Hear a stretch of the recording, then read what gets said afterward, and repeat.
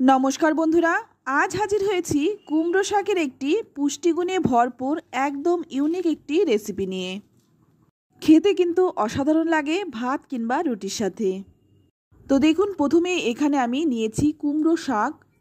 শাকগুলো কিন্তু একদম টাটকা, পাতাগুলোও কচি, ডাঁটাগুলোও কিন্তু ভীষণ সুন্দর। তো প্রথমে এখানে আমি শাকগুলো কেটে নেব। তো দেখুন, শাক কাটার সঙ্গে সঙ্গে এখানে আমি কিছু সবজি কেটে নিয়েছি আলুটার কিন্তু খোসা ছাড়াইনি। আলুটা কিন্তু খুব ভালো করে কচলে ধুয়ে নিয়েছি। আর নিয়েছি বেগুন। এখানে আমি দুটো বেগুন নিয়েছি। আলু আর বেগুনের টুকরোগুলো কিন্তু আমি একই রকমভাবে কেটেছি। আর কুমড়ো শাকের ডাঁটাগুলোও আমি ছোট ছোট করে কেটে নিয়েছি। আর দেখুন, সামনের যে ডগাগুলো থাকে সেটাও কিন্তু আমি আলাদাভাবে কেটে নিয়েছি। এবার যে কুমড়ো শাকের পাতাগুলো সেটা কিন্তু একদম ছোট ছোট করে কেটে নিয়েছি। শাক কাটার পরে কিন্তু এখনও ধোয়া হয়নি। এবার শাকগুলোকে খুব ভালো করে কচলে কচলে ধুয়ে নেব। তো দেখুন, শাকটা ধুয়ে নিয়ে এলাম। কুমড়ো শাকের পাতাগুলো কিন্তু একটু খসখসে ধারালো থাকে, তাই কুমড়ো শাক ধোয়ার সময় একটু ভালো করে কচলে ধুয়ে নিতে হবে। এবার দেখুন, রান্নাটা করার জন্য কড়াইয়ের মধ্যে কিছুটা গরম জল বসিয়ে দিয়েছিলাম। এবার এর মধ্যে দিয়ে দিলাম স্বাদমতো লবণ। লবণটা দিয়ে ভালো করে জলের সাথে মিশিয়ে নিলাম। তারপর এর মধ্যে প্রথমেই আমি কেটে রাখা আলুগুলো দিয়ে দিচ্ছি। আর এই রান্নায় যদি খোসা সমেত সবজি দেওয়া হয় তাহলে রান্নার স্বাদটাও কিন্তু অনেক বেশি ভালো হয়। তারপর আলুটা সেদ্ধ হওয়া পর্যন্ত ঢেকে রাখবো। এখানে আমি 5 মিনিট ঢেকে রেখেছিলাম। এবার এর মধ্যে দিয়ে দিচ্ছি কেটে রাখা কুমড়ো শাকের ডাঁটাগুলো। তারপর একে একে আমি সব সবজিগুলো দিয়ে দিচ্ছি। বেগুনটাও দিয়ে দিলাম। ভালো করে নেড়েচেড়ে মিশিয়ে নিচ্ছি। এবার এর মধ্যে দিয়ে দেব কেটে ধুয়ে রাখা কুমড়ো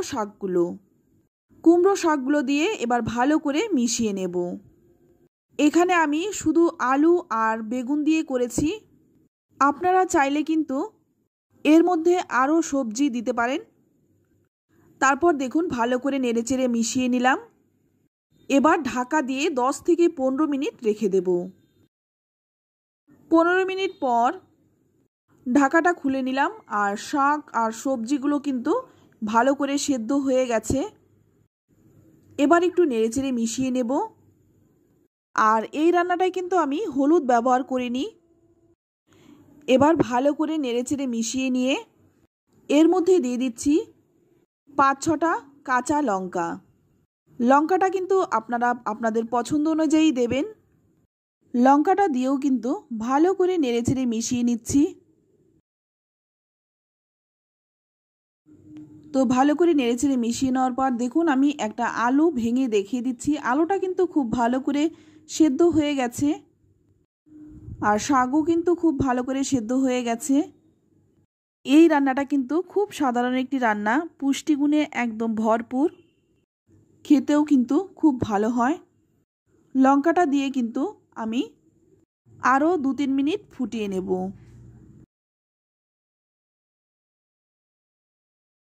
তো 2-3 মিনিট ফুটিয়ে নেওয়ার পর এবার নামিয়ে নিচ্ছি। তো শাকটা নামিয়ে নিলাম। এবার ওই কড়াইটাই ধুয়ে আবারও কিন্তু গরম করে নিলাম। কড়াইটা গরম হয়ে গেলেই এর মধ্যে দিয়ে দিচ্ছি 2 চামচ সর্ষের তেল। আর এই শাক রান্নায় কিন্তু খুব বেশি তেল দিলে কিন্তু ভালো লাগে না, তাই অল্প পরিমাণে তেলটা দিতে হবে।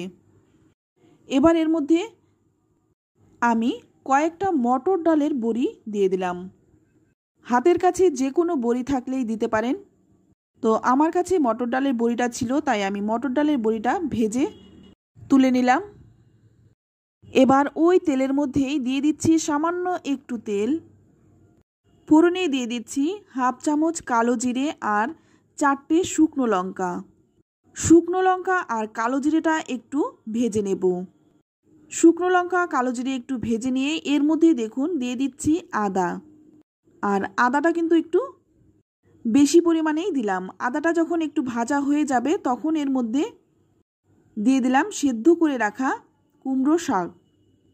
তারপর কিন্তু খুব ভালো করে নাড়াচাড়া করতে হবে, যাতে করে শাকটা সমস্ত সবজির সাথে মিশে যায়। অনেক সময় দেখা যায় রান্নার পরে শাক একদিকে, জল আর একদিকে, তাই ভালো করে যদি নেড়েচেড়ে মিশিয়ে নেওয়া হয় সেক্ষেত্রে কিন্তু এটা হয় না। তো দেখুন নেড়েচেড়ে মিশিয়ে নিয়েছি, দেখে বোঝাই যাচ্ছে শাকটা একদম ভালো করে মিশে গেছে। এবার এর মধ্যে দিয়ে দিচ্ছি ভেজে রাখা ডালের বড়িগুলো। ডালের বড়িটা দিয়েও কিন্তু আবারও ভালো করে নেড়েচেড়ে মিশিয়ে নেব। তো ভালো করে নেড়েচেড়ে মিশিয়ে নেওয়ার পর আবারও কিন্তু একটু ফুটিয়ে নেব। এতে করে ডালের বড়িটা কিন্তু নরম হয়ে যাবে। 2-3 মিনিট ফুটিয়ে নেওয়ার পর এখানে আমার একটু লবণে কম মনে হচ্ছে, তাই আমি সামান্য একটু লবণ দিলাম। আপনারা কিন্তু লবণটা পরিমাণ মতো দেবেন। লবণটা দিয়ে আবারও কিন্তু ভালো করে মিশিয়ে নিলাম। আর এখন কিন্তু রান্নাটা হয়ে গেছে। নামানোর আগে দিয়ে দিচ্ছি একটু ধনেপাতা।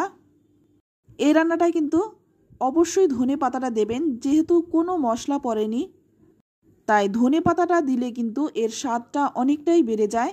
এবার ধনেপাতাটা দিয়ে ভালো করে নেড়েচেড়ে মিশিয়ে নিয়ে নামিয়ে নিলাম।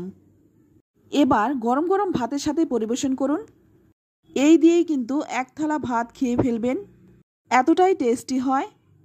তো বন্ধুরা, রেসিপিটি কেমন লাগলো অবশ্যই কমেন্টে জানাবেন। ভালো লাগলে লাইক, কমেন্ট, শেয়ার করবেন।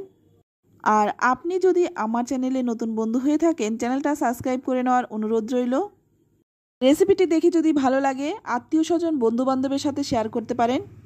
আজ এই পর্যন্ত, আবারও দেখা হবে অন্য কোনো নতুন রেসিপিতে। সকলেই ভালো থাকবেন, সুস্থ থাকবেন। ধন্যবাদ।